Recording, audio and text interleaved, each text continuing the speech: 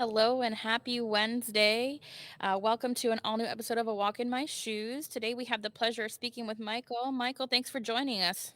Hey, thanks for having me. Yeah, so we'll just get started. Can you tell us what you do and a little bit about it? I am a hotel general manager. I actually am new to my current role, which is a dual general manager, where I oversee multiple properties and multiple brands now. It's absolutely the best job in the entire world. I don't know why everybody just doesn't do it. Awesome. Well, what's your favorite part of the job? um, every day is exactly the same, but is totally different. And I know that sounds so strange. It's like every day we clean the rooms, every day we check people in, we check them out, we feed them breakfast. But every day there's always inevitably like a new fire to put out. There is a new story from a guest. There is a new reason for traveling. So even though we're doing the exact same routine every day is just like it's like a new tale. It's a new experience Awesome. with guests, the good ones and the bad ones. That's awesome. And kind of walk me through what your team looks like and what kind of maybe a day in, your shoes looks like in this role. Yeah, I have about 50 people between both hotels. They are smaller. Um, I have two full management teams at each of six managers, each of them with their obvious own responsibilities like housekeeping, the assistant GM, our engineering team. A typical day is coming in every day, no matter what, starts with coffee.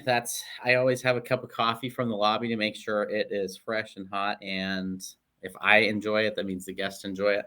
I just check in with the teams. We have morning stand-ups. We see where we're at in our house counts, where we're at in our sales effort. Are we close to sold out? Are we not? Then we get into a morning stand-up. We break out the boards, which means we divvy up all the check-ins and check-outs, for the team to clean, and our housekeepers to get busy on. Um, by mid morning, it's all emailing, invoicing, accounting, running around the hotel. Lunchtime, it's checking in with the housekeepers. By mid afternoon, you hope you're in good shape and you're going to be able to finish the day strong. And next thing you know, it's 4, 5, 6 o'clock at night, and you're on the way home to come back the next day and do it. It's very routine, but there's always something that catches on fire every day where you have to put it out. Whether it's as small as a call off or as big as the washing machines have go down. We've had that happen, and just load all the dirty linen, everything up in the shuttle or the trunk of your car. You go to the laundromat, you do it, or a sister hotel. Um, it is a fun day. It's nice when you have like a full management team, especially at the properties like here with a front desk manager who handles all sorts of the ancillaries and guest requests, people that like an extra towel or they want their shaving kit in their room by the time they get here. That's their job. And housekeeping managers taking care of feather-free rooms, or some folks specifically have allergens to chemicals, so we have to do special washes in the rooms without chemicals, which does sound crazy, but it does happen every now and again. So it's nice to have a full team. They make the days go a lot better. You share the load and get in the thick of it together. Yeah, that's awesome. So, kind of with that being said, are your hours typically the same? Do they change? Is Oh. there sometimes when you're working at night, or is it mostly like a 9 to 5 type of deal? In the most perfect world, this would be um, my position specifically would be usually like a 9 to 5 Monday through Friday kind of position. That's in the absolute perfect world, but especially the last 24 months of nothing has been perfect and nothing has been routine. Um, in being a good manager, like you cover call offs with your staff and you get in with it and respect their schedules and requests off. So it and especially in the last 2 years, it has been overnights. It's been working for 2 days straight. Um, it has been being a housekeeper, being a front desk agent, being a laundry person. So, in the perfect world, yes, it's amazing. 9 to 5, home. A traffic jam job where you get off the worst time to get home, right into the Yeah. traffic jam, but nothing really routine anymore. I That's a whole, I guess, ideological talk now. It's everything that's happened. Managers have to like really get back to a Mhm. true respect for their staff and their schedules and their people and really be in the thick of it with them. I just keep hearing about managers that aren't, and they refuse Yeah. to work alongside them, and then it's the routine is still there, especially when we've become fully staffed, which we are just so close. But and it's funny you said like overnights or evenings because I did. I just got off of 5 overnight shifts in a row Wow. because somebody had a personal issue to attend to, and that's just what we had to do or last Mhm. week. Oh, wow. Well, with that being said, I'm sure that I mean, obviously, there's been all kinds of issues with COVID, Oh, but what kind of issues have you guys seen, throughout, your business with COVID? yeah, hotel. Aside from the normal, first responder or medical professionals, I think hotels, especially, have like been hit one of the hardest. Mhm, I think everybody has their own story to tell, like how awful it's been for them. But business travel and people working from home, even though we are open back up, even though there's still issues, we are fully aware of. Um, corporate business leaving the hotel industry has dramatically affected everything. In some parts of the country areas, cities and industries, up to 90% of their business. mhm, Few hotels survive on like a transient coming in for fun, kind of resort, Las Vegasy kind of stuff, and still mhm, those were affected. Um, 2021, everybody called it like the year of the transient or retail guest. Who could you get coming in, especially when the world opened back up, and how could you get these people who are dying to travel again or trying or dying to get out, like to come to your hotel? So it was a lot of right, price strategy and everything. mhm, COVID. This sounds strange, and I think simple at the same time. Is COVID and our cleaning standards? We've done more documentation on cleaning standards, and some items have become more available. mhm, Um, I guess to go in depth, but hotel cleaning standards. I think everybody has a nightmare story. My sheets or hair and something like that. right, But the chemicals we've always used in this industry have always been um, top notch. We weren't afraid that the chemical we were wiping with the day after the world exploded was not good enough. We've always had very strict cleaning mhm, standards. That's one of the two big pillars in hotels is like cleanliness and friendliness, and those are the only two things you can control, as they yeah, say. Um, I think like COVID has changed the expectations for travel. Everybody is walking in now where there might have been a crumb on the floor in the hallway before. It's you might overlook that it could have come off of somebody's shoe, or sure, uh nowadays that is a giant mountain for some people. If you haven't emptied the trash fast enough, I feel like before it was just a trash can, and now it's I feel like everybody's expectations are bolstered, and um we are teaching the staff those things because they understand too, like their expectations when they're going out. Everybody's looking for something different now past COVID, and I told them I was like, that's how we're going to operate. That's how we are going to meet expectations because we can't fight back because our whole name of the game is hospitality, like meeting people's standards and beating their expectations in the phrase like above and beyond, and like that's what we continue to do. COVID has changed the traveler mindset. It's changed the expectations, and good hoteliers and staffs and people they're rising up to meet it. And the travelers are coming back. It's everything is coming back nice. Um, the guests are better. Um, People are eager to travel again, which is great. yeah. That's awesome. It's great to Yeah, see that, despite all the obstacles that, you're thriving. You're doing what you can to get yeah. back to the way things were. Looks like we had a question written in here. What is the hardest and easiest type of customers you've dealt with? Oh, there's you can't pinpoint that. Like, you can't say the hardest customer is a transient, um, their flight got delayed kind of traveler, or a sports team that's coming in, or Yeah. the corporate suit who's coming in for the big business meeting.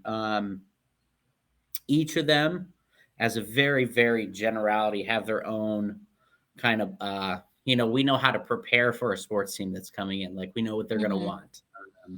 Extra towels kind of thing. We load the Right. rooms up so they don't have to call, we don't get overloaded, or a smooth check-in, or corporate travelers want quick and efficient. The hardest guest is always the one who has unrealistic Sure. expectations.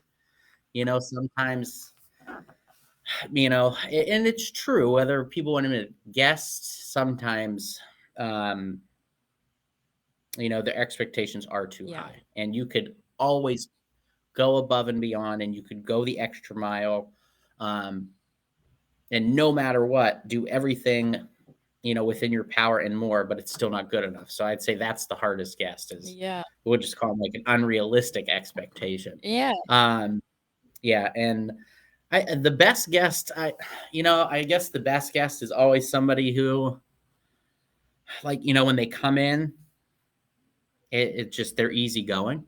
Mhm. Um, they're as happy to be here as we are. Yeah. Um, it I don't there's not really a best guest. I think a best guest is always just somebody who is just super friendly, understanding, and Mhm. um, just very kind back. It makes transactions very easy. Um, Mhm. yeah, I guess my favorite kind of guests are people who come in and they tell me, like, we've saved up for this trip.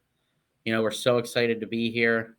That's always nice, because, like, Yeah. I guess you feel like it's nice that they chose you. Those kind of Mhm. folks always make more informed decisions. So it's nice Yeah. that you have what they have to offer you. Um, and I always feel like I try to do a little more for those folks. That way they get the bang for their buck, and they get absolutely everything out of it that they can. Um, Especially when I used to work in bigger hotels, I just comp breakfast sometimes for families. I know that they were here on a vacation, and a quick breakfast comp is, some days up to $100 in the morning to feed your family, and that's like a whole vacation changing kind of moment, and Yeah. that's why we do it. Oh, that's awesome. Um, we had one more written in here. What are some of the qualities that a person needs to survive in the hospitality industry? Oh, I'd say, like, the two right off the bat are, like, you have to have a true and honest empathy for people. Um, and the whole other side of that is, like, a super thick skin, because it's there's not a day that doesn't go by where I don't get yelled at for something.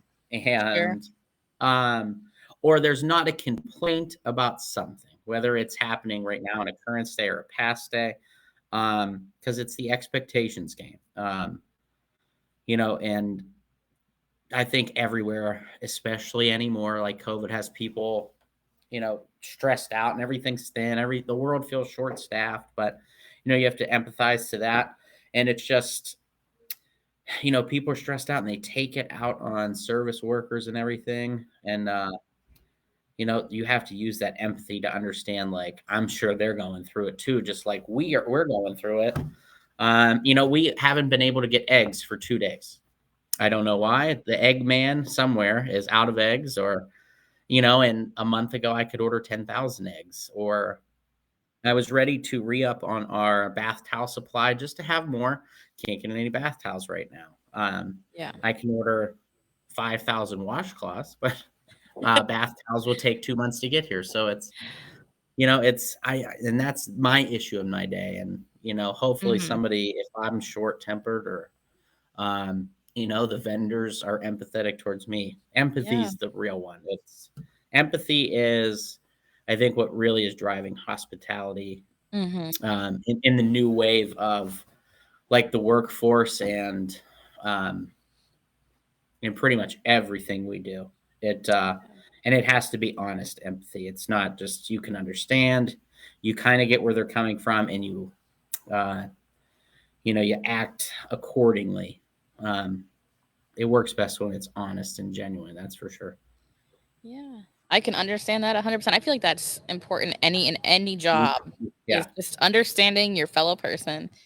So we have some other questions here. Um, these ones kind of coincide. So the yeah. first one is, what's the best way to get deals on hotels? And do you recommend booking through a third party or directly through the hotel? Third party reservations, like, oh boy. Now, don't get me wrong, they drive hotel revenue, and it is Mhm. nice to have those channels to book rooms. Um, it's my personal opinion. Do those third party channels always care about the guest the most? No. Like, Mhm. we usually have more reservations with them than not, and I like hoteliers. It's easy for the most part to get a hold of some of the big main ones, but there's one that just is always a pain, and it's always joked Mhm. about with hoteliers. But we'll keep them nameless. That way, I'm not on the hot seat. To get hotel deals, though, well, I think what somebody's trying to ask is, how do I call and get the hotel workers hook, or a hotel workers hookup? Because Yeah. don't get me wrong, the big perk of this job is, when the rates are available, I can stay anywhere in the entire world for next to dirt cheap. Um, I sent my mother to Myrtle Beach for 10 days, um, for just a little over $200. And yeah, so yeah, there are the perks. To get those perks, you have to know somebody, and you have to be respectful of them, because I have had the Yes. staff. I've had the staff give out their discounts. Next thing I know, I get a phone call, and they say, "Do you know this person?" And I said, "Yes." They said, "Well, they had a guest stay here, and oh, well, they trashed our room." And I Ugh. go to the employee and I say, "Well, depending on the situation, kind of like a first and final warning, or if they knew it was going on, then we take their discounts Mhm. away, because I think that's the ultimate perk of this job. Yeah, for sure. Like in Grey's Anatomy, every time one of them gets shot or hurt or something, they have the best doctors in the entire world. Right. The perk of the job. But to get hotel discounts, you have to search. Dependent on revenue strategies at different hotels all the time. Like they say, book 6 weeks for airlines. Depending on where you're going, resorts and things, they don't do booking windows. Mhm. Those are a few months out. I'd say 6 months. With certain hotels and areas, you book a couple weeks out. We have a meeting every week that's very time consuming, and we go over every single rate code, or what's picked up or what Mhm. hasn't, or we strategize that way. Our AAA is hot this week. Maybe we give them a couple extra percentage off and try to drive that business. For some reason, AAA members are they're booking hot this week. So to get the discounts, just always search online. Just be very wary of clicking on ads if they're on the side of your page. Don't click on those. Like, it has to be a Yeah. website. Um, yeah, don't click those. I kind of forget the other part of the question, but that's how you get the hotel deals. You got to shop. I don't think any hotelier ever wants to recommend third parties, because most of the time, let's say you pay $95 on Expedia, Mhm. and the hotel rate was really $100.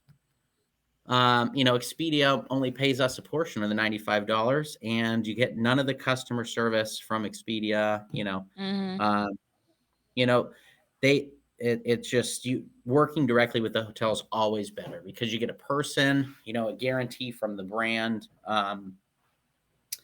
and a connection. You call the hotel to book, and next thing you know, you are speaking to Mike, and you remember that later on. Like, oh, here's Mike. Yeah. I remember Mike, and then you get here and you meet Mike. So we've already built a connection from your first phone call, which is cool. Mhm. I Yeah. book with the hotel. They always, always, always. Um, we always. Um, it's just smoother, always easier. That's for sure. Yeah, that's awesome. So kind of just backtracking here, what made you to decide to pursue a career in this industry? Um, well, I absolutely swore off hotels in college. In hospitality, I was going to be the next big club promoter. I was going to go to Vegas, live the whole life. Like I loved hospitality. Um, I graduated and took a hotel job, um, and first few months just loved it. Realized how sky high it Mhm. was. Um, the earning potential in this career is amazing. Um, Once you get to the upper management levels in a hotel, most any setting or size, it's bonusable. So based on your performance, you can earn extra, which is great. And it's not things you don't bonus on things that are, turn you into like a slave driver, or, it's guest satisfaction scores. So, I have a chance to, earn extra based on if our guests are happy. So I have aside from having the passion for it, like I have a vested interest in actually making sure people are Right. happy. Yeah. And it's easy when you genuinely care about it. Mhm. I I don't know why I decided to take this hotel position out of school, but I remember I was making like 750 an hour. I was working 3 to 11s and overnights, and my wonderful fiance was like, "Are you?" I was loving it. It just the front desk is, I think, my favorite job in the hotel. It's so casual. It's routine. Mhm. Um, but it changes up every day. You get to talk to so many people. And she was like, it's time to be a manager. So I applied for a job called a supervisor role, and I thought it was going to be somebody's number two, sort of an assistant. And next thing I know, when I get there, supervisor actually meant department manager, and here I was at a 300 room full service hotel, absolutely managing hundreds of reservations a Wow. day and a nearly 20-person staff. From never managing a staff before, I was just like blown away. Wow. And we did that for a year, and I helped in housekeeping and moved transition to housekeeping. Then became a department head downtown at my favorite hotel ever, which is the Renaissance in Cleveland. Um, then just started going at it. An assistant general manager, traveled the country for a while as a property support manager, where, like I explained that to people, it's like bar rescue for hotels, and the boss calls and he's like, "This is the problem here. We're flying you over here. Okay, like go in, handle that." Neat. Then I've been a GM twice now. Um, and that's how we got here. I can't ever remember why I took that job. I remember not being happy about it. Um, but I remember it being a really good, stable job and a good company. And um, next thing I know, almost a decade later, now I have two buildings and dozens of staff. And it's like, holy cow, now we're in it. And I love it. I absolutely love it. It's a far cry from what I thought I was going to be, this Vegas promoter, and, party my life away and throw the big shindigs. But I'm really happy to be here. It's nice. It's nice to be home for dinner most nights. And, did you have to go to school for this, or is it something that, you can go and pursue without a degree? Now that there are some companies which absolutely positively require a paper degree. Um, there are some companies that require a full blown bachelor's, some just a degree of any kind, an associate's or a bachelor's. Um, it is my opinion that this career absolutely positively does not require a degree of any kind. Okay. I have tons of stories, but like my most recent one when I got here is a housekeeper who's been working here for 4 years. Um, Received a promotion to a rooms inspector, which is you clean so well, you have the power to inspect other people's rooms. Make Yeah. sure things are up to par. Everything went great. Our scores went through the roof. It was obvious that she was making an impact. Um, I called her in. I said, "We are going to make you a housekeeping manager." Um, so a title, a promotion, a raise. Um, just absolutely wonderful. And that is from the absolute ground floor of applying for, the two most basic jobs, which is a housekeeper and a front desk person. And now she's a manager. I, uh, I don't ever want to lose her, but I told her, I said, if you want to go the assistant general manager route, like we will train you for some things. The only thing in this career is the promotions and the titles and the pay goes up after you work really hard and do a lot of that stuff for free without the titles Yeah. or the pay or the Sure. promotion. Yeah, they have to trust you. I think the majority of folks who are hotel managers, I'm sure they have a degree. I A degree was really important for me and my family. Like personally, I had no Mhm. choice. I was going to college, and Right.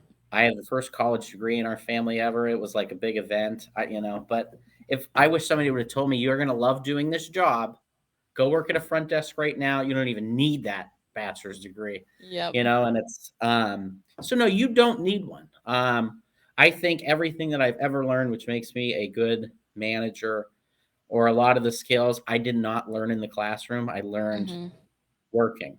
Um, Yeah. and I think some of the best managers in this industry, they come without degrees, they come without advanced training, they come without high school diplomas. You do not need a degree at all, unless it's special companies. I uh, I think what you need is an ability to learn and be Mhm. coachable and teachable. Both on the skills of the hotel, and the hardest conversations always come with. I feel like some of the best workers I've ever had too, and you try to approach them and say, like, you are wonderful. You have Mhm. a bad attitude, or you are wonderful. The staff doesn't take to you well. So you have to have some humility too to be able to know how to get to the next level. Like what are your jagged edges keeping you from, going up, going up. Um, no, you do not have a degree or have to have a degree. You just have to be willing.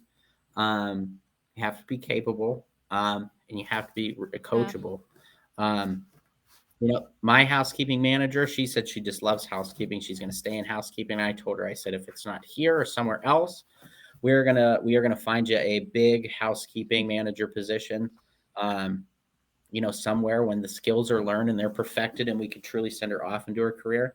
I There's housekeeping manager positions, depending on your cities that you're in, they make $100,000. Wow. It's yeah, it I've known directors of housekeeping in Cleveland that make $75,000, and that is a wonderful wage for Yeah.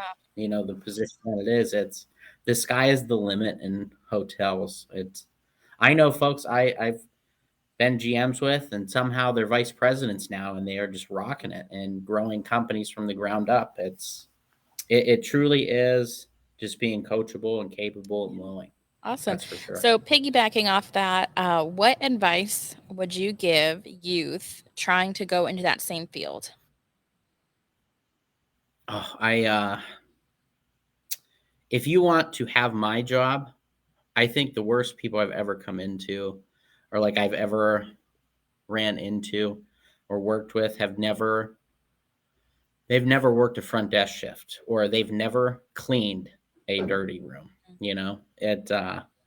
It is hard to manage people, to tell them, like, get your room done on time and cleaned efficiently and cleaned well, if you've never gone into a room that's the floor is covered in Mhm. trash, or um the guest had a party in it last night. It I'd say if you want to start, you want to get to here, like take a front desk job, or transfer some skills into some mid-level management, like a front office manager, supervisor, housekeeping supervisor. Transfer your current skills, um, and just work and learn. Be coachable. Be willing. Mhm. It's there's few hotels in the world I think run absolutely perfect like clockwork. It's every day there's always something that pops up. And I'd say to get where I am, like I graduated college in Mhm. 2014. 8 years later, after a front desk position, I run two Yeah. hotels. So I'm not sure how many careers you can go from the bottom basement to in this building the penthouse. I guess I'm Yeah. not. I don't think my office is a penthouse. Don't get me wrong. I It's scattered with papers, and I don't spend much time in it. But if the analogy, Yeah. just get in and work and help out everywhere, learn everything you can. Be willing to have hard conversations. Be honest with yourself. The only thing that really keeps people from going up is themselves if they're not willing to change. Sure. You definitely have to decide who you are as a manager in person, but um, it's just the willingness. I think is the most important part. That's what I tell my teams is, if you could just help when you can, and that's sort of what I look for now as a GM. Like who's willing. Yeah. It's not even necessarily capable now. It's just who's willing, Mhm. and who's able. I can teach people how to do managerial things. I can't teach people charm. I can't teach people kindness. I Yeah. can't teach people empathy. Um, those things are natural. That's for Right. sure. Awesome. Well, believe it or not, we have hit our time and it has Oh, gone by so quickly. holy cow! Um, but it has been such a pleasure having you and learning about your career field. Definitely, I have learned a lot. Yeah, It's been awesome having you. Thanks so much. yeah. Thank you so much for having me. It's wonderful. I hope if it's reached anybody like they do, they take a shot on it. This is a wonderful career. It is a happy day every day for the most part. Awesome. Well, everybody, tune in next Wednesday for an all new episode of A Walk in My Shoes, and we'll see you next time.